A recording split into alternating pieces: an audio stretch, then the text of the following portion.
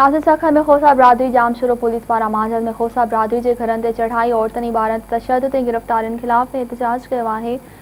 Report करे रहियो आहे फरीद सुमरो।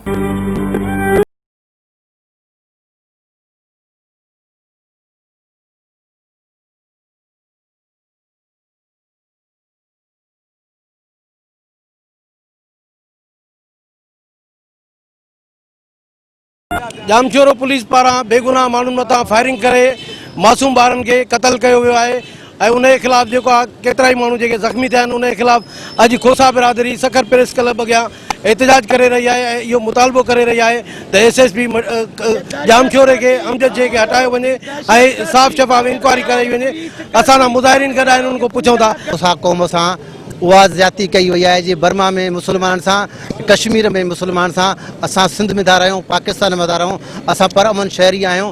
हर डिपार्टमेंट में मीडिया खां वठी हर जज साहब आहिनि असांजा वकील साहब आहिनि सियासतदान साहब आहिनि असां खोसा क़ौम एॾा बहादुर क़ौम आहियूं जेको असां अमजद शेख कयो वियो आहे जामशोरो में असांजी न्याणियुनि ते असांजे बचड़नि ते असांजे घरनि ते उन हमला करे असांजा मौसूम 5-5 सालनि खे नंढनि काकियुनि खे नंढनि छोकिरनि खे गोलियूं हणी असां उहो हुन ज़ुल्म कयो आहे। हिते खोसनि जा कोल माइन आहे हिकिड़ी फैक्ट्री उते उन्हनि जा वीचारा मज़दूर हुया लॉकडाउन जे करे उन्हनि खे जो मज़दूरी ख़तमु थी वई त उन्हनि हू विया उन्हनि खां पघार वठणु भाऊ असांजी 3-4 महीननि जी पघार रहियल आहे महिरबानी करे असांखे पघार ॾियो त उतां हुन फैक्ट्री जे मालिक जेको आहे सो हुनखे पघार ॾियण खां जे बजाए हुनखे मोटायो दरकार ॾेई ऐं अमजद शेख खे पैसा ॾेई खोसनि जे घरनि ते हमिलो करे त हीअ दहशतगर्द आहिनि।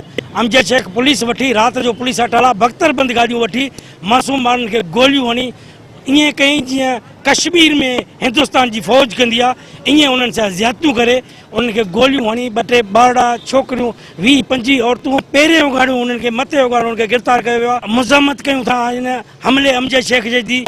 खीर पियागा ॿारनि खां माण्हुनि समेत उन्हनि खे चालान करणु उन्हनि खे जेल मोकिलणु इन असां सख़्तु लफ़्ज़नि में मज़म्मत कयूं था।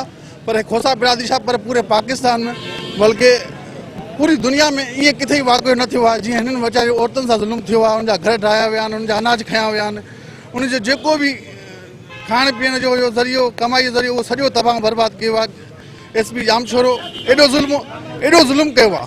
ही सही सीधी बदमाशी आहे। असां जुडिशियल इंक्वायरी जो मुतालबो कयूं था त जुडिशियल इंक्वायरी थियणु खपे ऐं सभ खां पहिरीं मुतालबो असांजो इहो आहे त DPO जामशोरो खे हटायो वञो।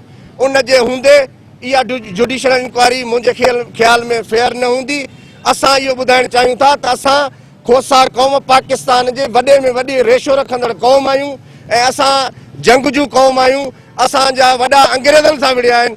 शहीद मिलत अमीन ख़ान खोसो जी तारीख़ रही आहे त असां हर सिफ़ुनि में अंग्रेज़नि जे ख़िलाफ़ रहियूं। असां मुहबे वतन आहियूं। जामशोरो पुलिस ख़िलाफ़ हिते मुज़ाहिरीन जेके मुज़ाहिरो कंदड़ आहिनि उन्हनि जो इहो ई मुतालबो आहे त जुडिशियल कमीशन जोड़ी वञे ऐं साफ़ शफ़ाफ़ इंक्वायरी कराई वञे। कैमरामैन इशफाक उदे सां गॾु फरीद सुमरो, मेहरान TV, सखर।